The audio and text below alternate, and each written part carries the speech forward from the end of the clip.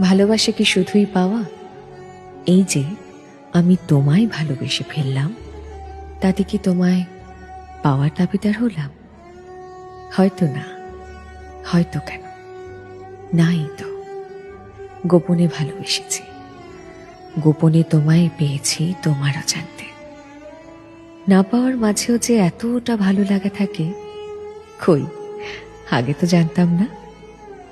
পাওয়া না পাওয়ার মাঝে রয়েছে এক শূন্য অবস্থান।